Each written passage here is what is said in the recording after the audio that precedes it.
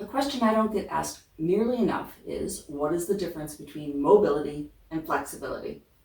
Most people think that mobility and flexibility are one and the same, when they're actually two very different concepts. This video debunks some myths about stretching and helps explain the difference between mobility and flexibility to help you in your quest to move better. Flexibility is defined as the ability of a muscle or muscle groups to lengthen passively through a range of motion, whereas mobility is the ability of a joint to move actively through a range of motion. Many factors beyond muscle length define how good a person's mobility is. It's not only the muscle stretching over a joint, but also how far the joint moves within the capsule. Mobility also takes strength into account, as well as motor control within our nervous systems. Now, countless scientific studies have been performed regarding stretching and have failed to improve that stretching alone results in long-term gains in mobility. If you are trying to stretch a muscle over a joint that has a mobility restriction, you won't get far. That muscle won't be able to lengthen to its full extent because the joint won't allow it to move far enough.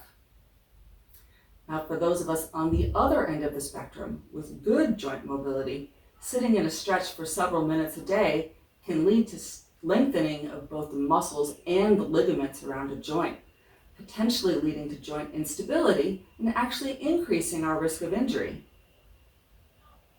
Mobility training is more effective than traditional stretching because it's based on movement and motor control.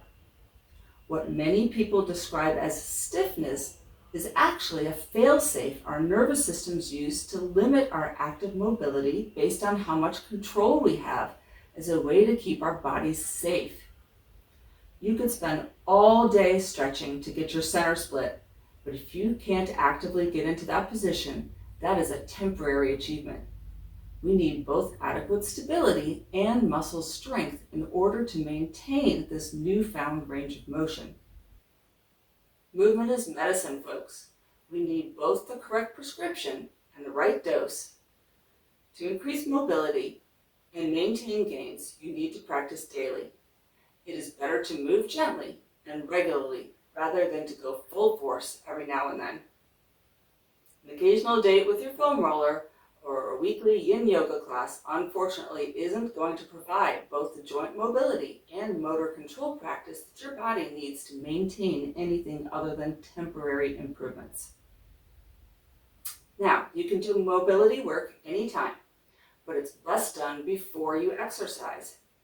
Many of us have heard the phrase, motion is lotion.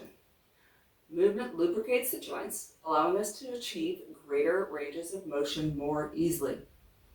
Mobility work before training also allows you to strengthen your body in your new and improved range of motion, leading to long-term mobility improvements. Here's some general mobility tips to keep in mind. Number 1, move your joints first.